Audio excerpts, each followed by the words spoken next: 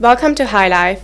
My guest today is Shereen Akhtar, Associate Partner at Carter Jonas, the exclusive UK affiliate of Christie's International Real Estate Network. Hi Shereen. Hi, thank you for having me. Thank you for being here. So let's start with the basics. So talk me through London's or the UK's wider real estate market and what you've observed in the past few years, and more specifically in H1 2024. Of course. I've been doing this for about 10 years now. Started in 2014, and there has been a wind of change this year. We've obviously got the Labour government that's just recently been elected. It's their honeymoon period at the moment, so we are also testing the waters in terms of the residential market. Looking at sort of H1 of 2024, it's been fairly positive. We've been waiting for this general election to happen. There was a little flurry of activity in the UK. We saw prices stay stable, and we are expecting that to carry on through to H2 also. So as measured by the UK price index, prices have increased since 2023 to 2024 by 2.2%. And that's UK wide. So that just shows that H1 has been a good year. The market has strengthened, and we hope for that to follow on in H2. That's good to hear. How about the rental market? What have you seen in the rental market? Rental market was very busy.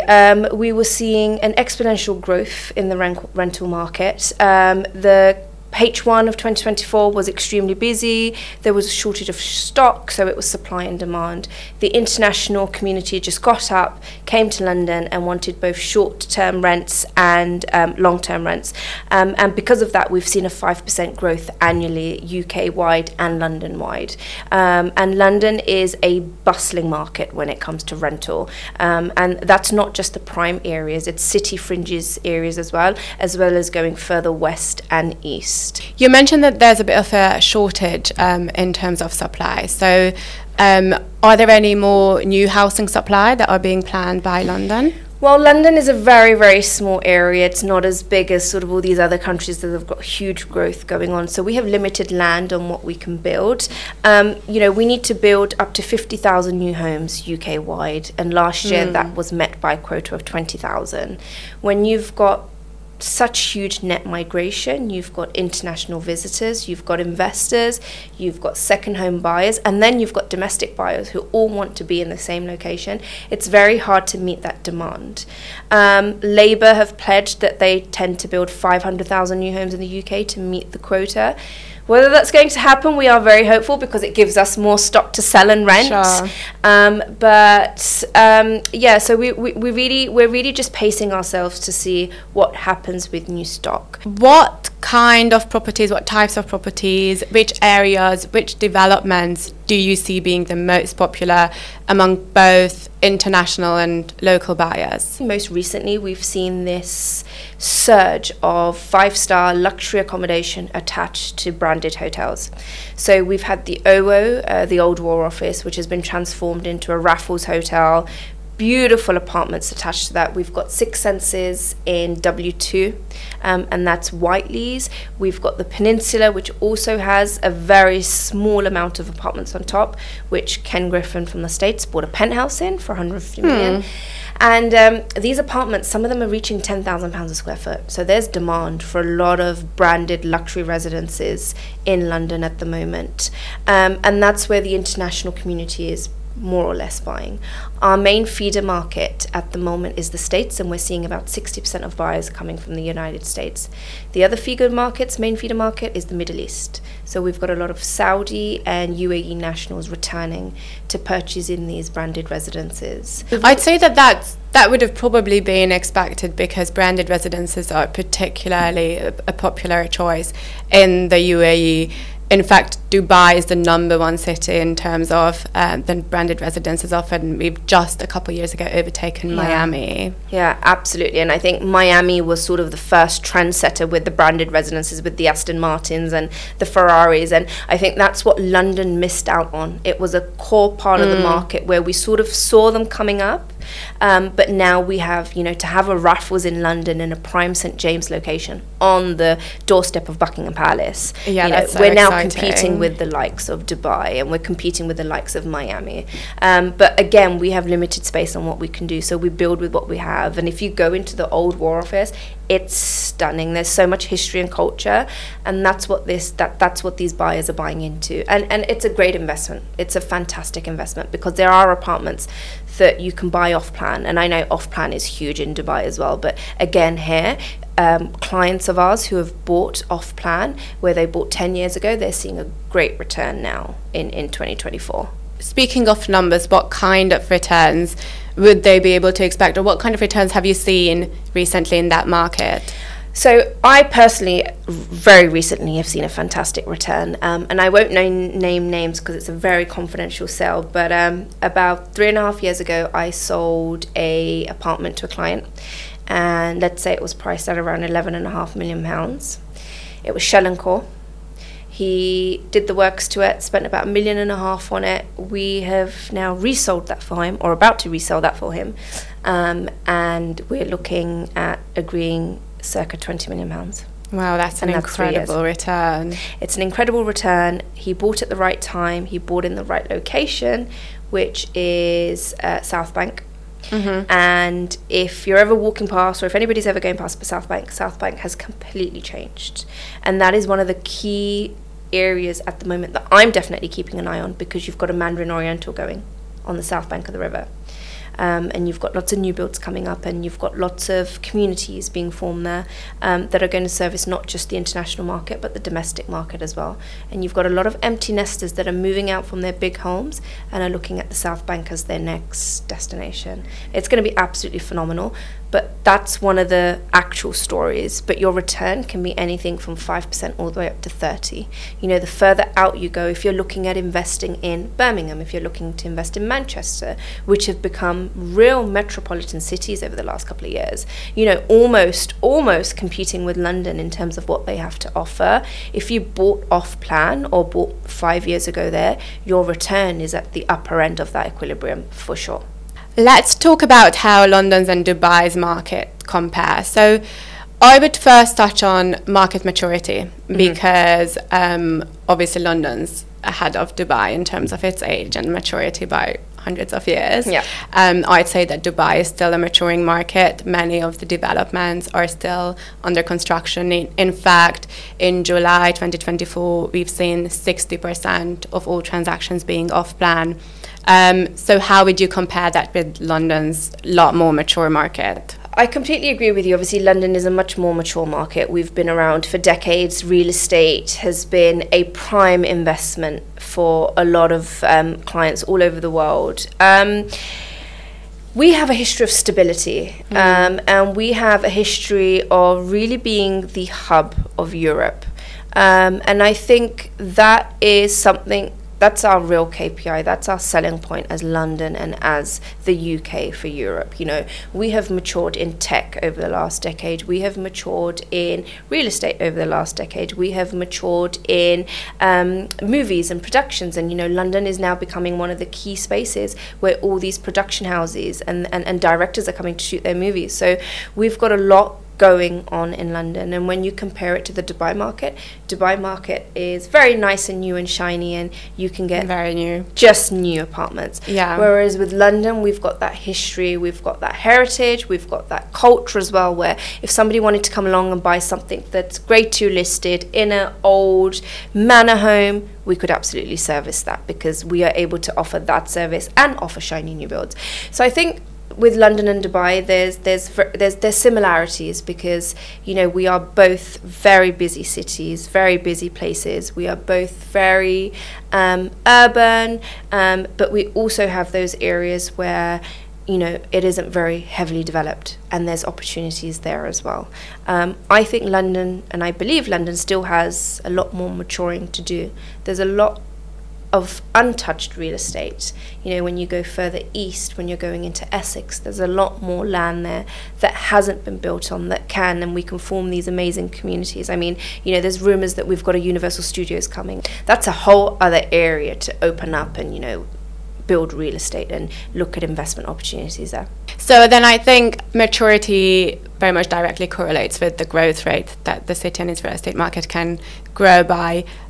So in Dubai, we've had a record-breaking 2023. Then H1 2024 again showed a 33% year-on-year increase from H1 2023. We have spoken a little bit in the beginning about how London's market is still growing, but at a steadier rate. So can you tell me a bit more about the growth that you're seeing? Of course. I mean, annually, the London, and specifically the London market has grown by 2% annually. And with everything that London has had thrown at it, we've had a pandemic, we've had a general election, we've got the cost of living crisis, we had Liz Truss. And with all that thrown in the works, London has remained stable and we have continued to grow. And that just truly shows the world, the spot that London has become and highlights why London has become sort of the real estate phenomenon that it has. We've discussed about all the luxury brands that are coming in. We've got Apple and we've got Google and we've got all these big HQs also coming in investing in London. So the growth at 2%, we expect that probably to happen year on year. We hope it gets stronger, and we're hoping that with Labour now coming in, there's going to be much more stability. We're going to have a government that's maybe going to action the plans that it has.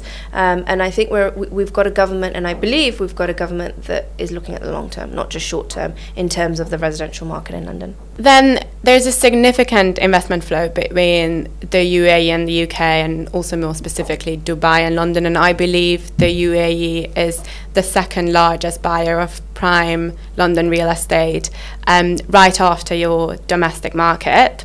Inversely, some reports have shown that there is an expected net loss of 9,500 millionaires in the UK in 2024, and we are expecting a lot of those exiting the UK to buy in the UAE instead. So is that something that you have seen among your high net worth clientele? Do you think that Dubai or the UAE is going to be a popular choice? I do believe the UAE is going to be a popular choice, and we've already had conversation with clients that are looking at areas and emerging areas like Ras Al Khaimah and Abu Dhabi. Before it just used to be Dubai, but they are now expanding out on the outer circle. So I've spoken to a lot of clients who are absolutely looking at the UAE as a destination to invest and maybe start a new life in. I mean, I personally know a lot of family friends who have moved out there and shifted away from the UK to go and start a life out there. But for me, I truly believe that London is such a stable market when it comes to real estate. We may have that migration over to the UAE, but then we've got the migration of those other investors that are coming from the Far East, that are coming from the Middle East, and that are coming from Saudi, that are coming from Doha, that are coming from Qatar, that are equally looking to invest back in London. And it's a cycle, isn't it? It's sort of everybody does a sort of 180. You sort of end up back where you started. And I think there's a lot of these domestic millionaires that own homes in London, and at some point will probably come back because it's a safe haven, and that's where they've really started their roots. And I believe areas like New York and Dubai and Miami, these are the investment hotspots that they're sort of looking at the moment. There's a lot of UAE nationals in the UK and they call it their home. I mean, we've just sold to somebody in Marylebone. I think there'll be a lot of sellers and buyers like that will split their time between all these amazing cities that they have real estate in. So yes, we may lose them for a short space of time, but I think given what the market's doing, I think they'll come back. So then those foreign investors that come to invest in London or the UK, especially those coming from the UAE, from a low or no tax environment, what are some of the things that they need to be aware of? The $1 million question, London, tax question, the tax question. We get this asked a lot. And it's important. It is very important, and honestly, it's a hand-holding question, and it's very specific on an individual person's needs. So one of the taxes that is spoken about the most is the stamp duty, so SDLT, and that is the tax that is paid when you purchase a property. It's a one-time tax. You don't pay it every year. It's just a one-time tax paid when you purchase. Now, that tax varies, and these figures are going to sound crazy, but in the grand scheme of things, when you look at other nations all over the world, Singapore, Hong Kong, they're actually quite reasonable. You can pay anything from 5% up to 17% on the purchase price of your property, depending on your own individual circumstance. So 5% really is if you're a first-time buyer and if your home is under the threshold of let's say 500,000, 250,000, let's say up to $1 million, because that's the kind of type of clients that we deal with. Where it gets a little bit heavier is when you are a non-resident and when it is your second home in the UK. So the government recently and over the last couple of years has really tried to clamp down on empty homes, and I'm sure it's been all over the news, all over the world, in terms of where investors or international buyers have bought in London and then those homes have stayed empty. So in order to clamp down on that, they added the extra 2% surcharge if you owned an additional home. Oh, interesting. So, I mean, the gentleman that I'm dealing with at the moment, his stamp duty was £4 million, and that was just the tax. But his stamp duty in New York and his stamp duty in Hong Kong was double that, or his taxes, or whatever the taxes are out there that they're paying, it was double that. So in the grand scheme of things, when you come here and you look at it, there are lots of other taxes. There's capital gains tax and there's income tax, and you know, if you're now renting out your property, you pay your capital gains tax on that. So it's always on a case-by-case basis. There are a lot of changes happening in legislation and in the UK at the market, which we will absolutely keep everybody updated on how you can own a property here and what that would look like in the future in terms of being a non-domicile, and you've had to live here for a certain amount of days in order to qualify. And again, that's more information that we can pass on to all our clients as and when that legislation comes in. So we have already spoken a little bit about where you see the UK's real estate market going, but I'd like to get a little bit deeper in that. So where do you see it going? So here's a figure for you, and this will really make you think about the strengthening market of London. We expect to see by 2028 a cumulative growth of 9.4%. And that for me just really shouts volumes about where this London real estate market is going. And for me, specifically prime central London real estate, we've got some great projects in the pipeline in terms of new builds that are coming up. We've got something in Mayfair called One Mayfair, again expected to achieve anything from £10,000 to £15,000 a square foot. Extremely exclusive. You've got to sign NDAs, nobody knows anything about it, but there is already a pool of buyers that have been asking us about this new project. You've then got projects like the Rosewood, also in Mayfair, and that's rumoured to have apartments because the Rosewood also want to catch on to the luxury serviced apartment sort of branded residences. We are definitely hoping to see a stronger quarter, and we are absolutely hoping to see the next 5 years strengthen. We've just had an interest rate cut. We expect, and Bank of England, and we hope that there'll be more cuts coming in November and December. And that will really strengthen the market. And any uncertainty that exists, let's say in our core market, which is really what keeps going, which is sort of conveyor belt, anything between sort of 4 and 8 million.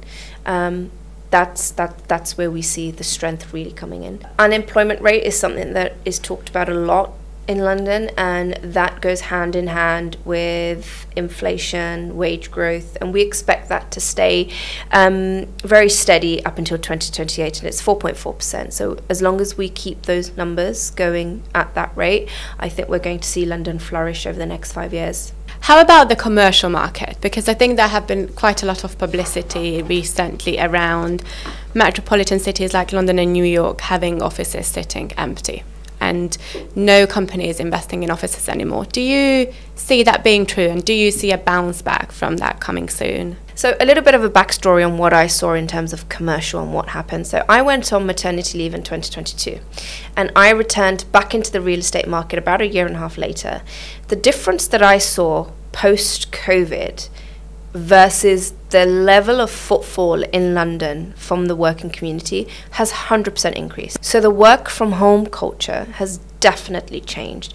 People are expected to come back into the office, and I think the working community want to get back into the office. They want to see each other. They want to have that social life again. London is bustling after 5 p.m. and you can see that people have absolutely returned to office, deal with a lot of commercial clients. And most recently, in fact, I'm glad you've asked this question, because we've seen a lot of investors asking about offices and workspace and family offices and hotels. So there's this sense that, again, the commercial spaces in London are attracting that attention again. Okay, so last question for you, Shereen. This is a bit of a personal one. Do you have any funny stories that you could share with us? Oh, Nikolett, I have so many funny stories, having done this for 10 years. I'll tell you about one that happened to me once I returned to work after mat leave. And I won't mention the development because it's the most embarrassing thing that's happened to me in a very long time. So I'm out with 2 clients, and I'm showing them this beautiful penthouse priced at £60 million. And we were told, well, the clients were told, and I'm sure I blurred out at this point, that we shouldn't go onto the terrace because it was winter, it was very, very windy, and we were told that the terrace is out of use. We could peer through the glass and you could see it. It looked beautiful. You didn't necessarily have to go out. Me being me thought, well, how windy could this terrace be? So I asked these clients, I was like, well, you know, I'd love to show you the terrace. Let's go outside and have a look. You've got skyline views of London. Let's take it in, you know, it won't be that bad. So my client goes up to the door, opens it, and as he's opened it, he seems to be fine. And the door's flung open, but he's okay, he's got it. For some reason, I decide that I want to open the other door and head out into this terrace. When I've opened that door, this gust of wind, and I'm talking, it felt like I was being sucked out by a hurricane. This gust of wind sucks me out onto the terrace. I am petrified. I am trembling with fear, thinking, right, I am going to fall off of this terrace. This is the reason why we were told not to come out there. It wasn't just a little gust of wind. It was so freaking windy. I was holding on to this glass panel and this rail for dear life. 10 seconds later, Mrs. Buyer does exactly the same thing that I've done. She comes flying out onto this terrace, and we are literally stuck to each other like glue, trying to figure out that we're stuck in this vacuum of wind. How are we going to get off this terrace?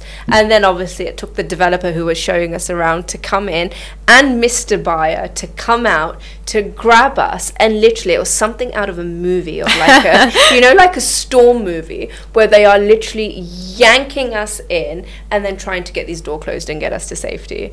And I was absolutely mortified, because I could just remember the client saying to me, oh yes, Mr. So-and-so said let's not go out onto the terrace, and me being me was like, no, we have to take it all in. How bad could it be? How bad could it be?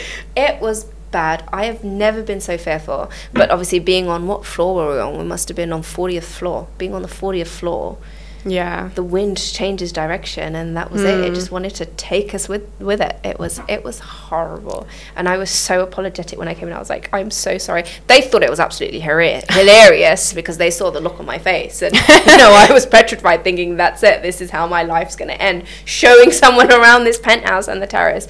But yeah, that's one of the funniest stories that's happened to me very recently. That sounds quite dramatic. It was traumatic, and I replay it in my mind almost all the time.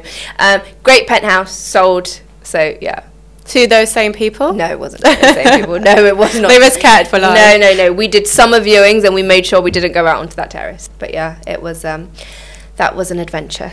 Well, it was lovely to have you here. Thank you. Thank you so much for having me. It's been great to chat, and I absolutely see a lot of synergies between Dubai and London. So here's hoping that the two nations will absolutely do more business together. Yeah.